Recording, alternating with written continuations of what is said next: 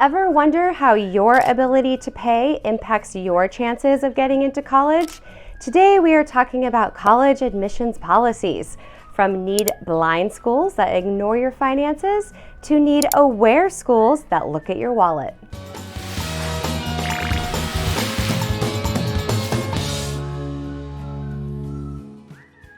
Today I am talking about need-aware versus need-blind schools.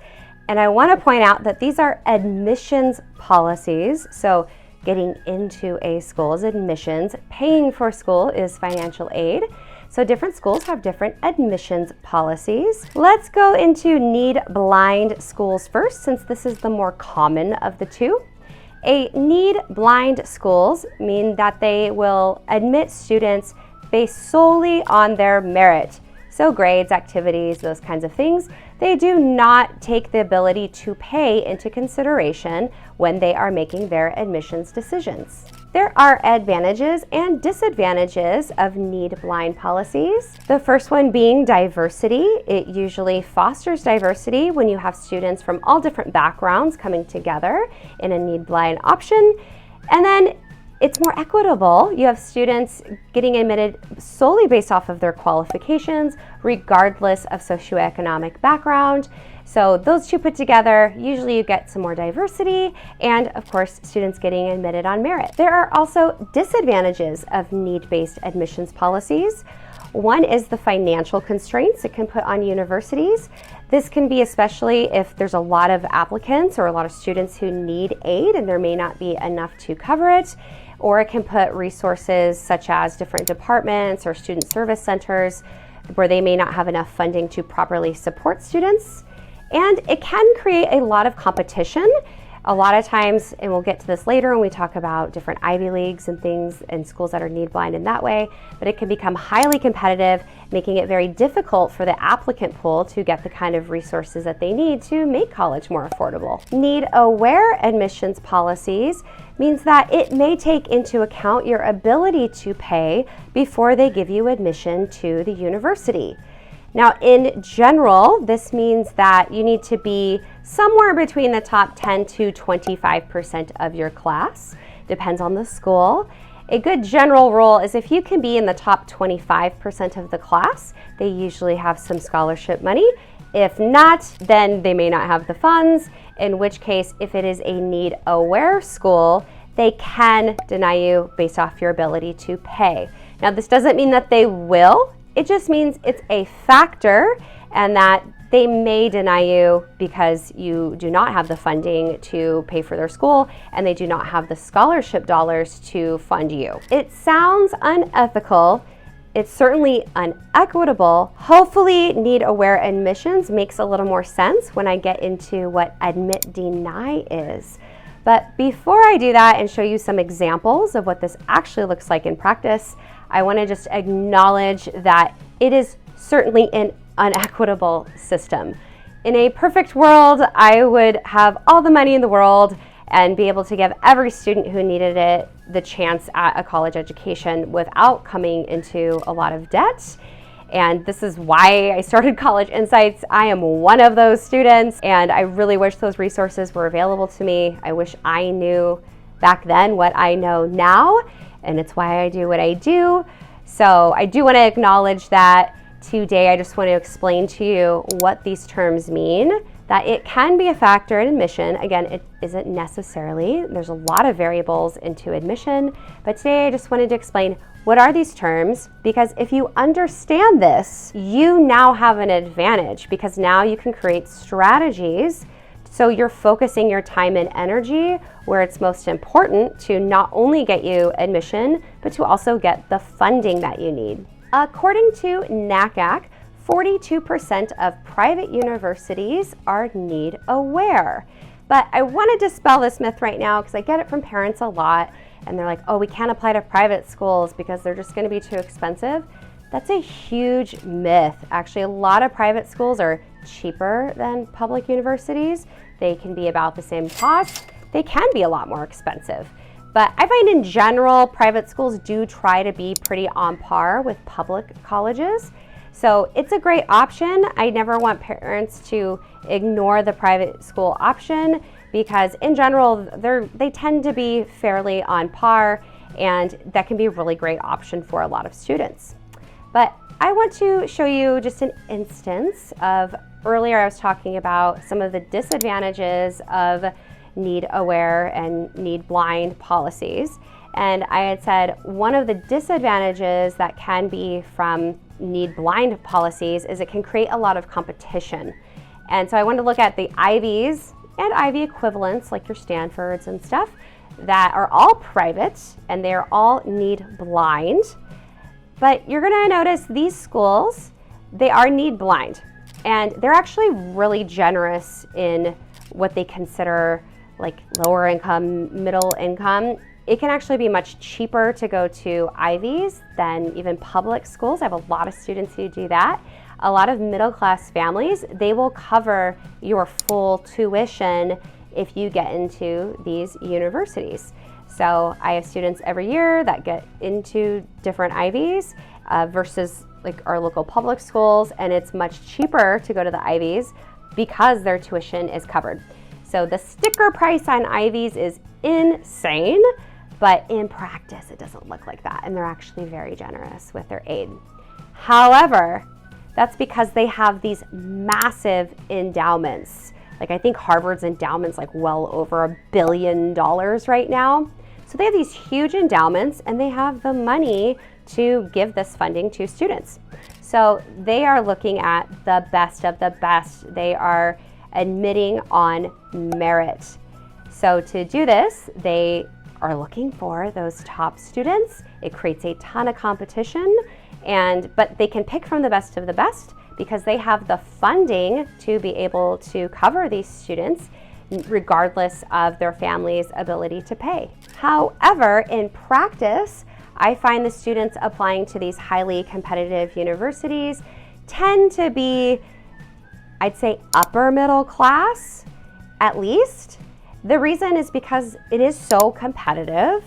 That usually means they're in school districts that have the funding and the need because parents want their kids taking harder classes. They usually have more AP or advanced level courses available to them, which weights their GPA higher.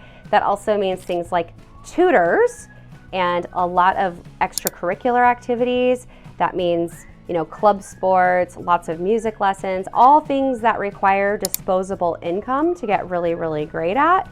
Now, it's not always the case. I have a lot of students that did not come from that background that do get into highly competitive schools. I'm not saying they're all multimillionaires by any means, but they're doing well. They have disposable income to be able to pay for all these extra activities, and their kids do not need to get jobs to, support the family or even to pay their own expenses because the family has the funding to do so. So even though these might be need-blind schools, meaning if you do have the merit, then they'll let you in because they have the funding. But to get to that kind of competition, it is difficult to do without your family having the means to be able to support that type of competition. But I don't want you to think that most need-blind schools have these huge endowments.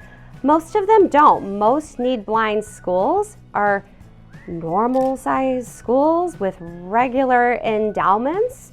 These can be really small schools with students, 5,000 students or fewer. So it's by no means a measurement of, like prestige or endowment size really is what comes with that.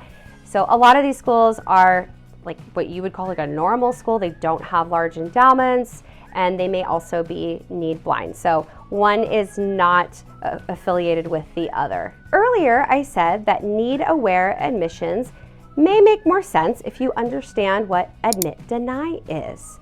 Now, admit-deny is not an actual admissions policy. Like if you look on the school website, they are not going to say this. It is a permutation of need-blind. And in practice, I find this is the very large majority of universities are need-blind in their admissions policy.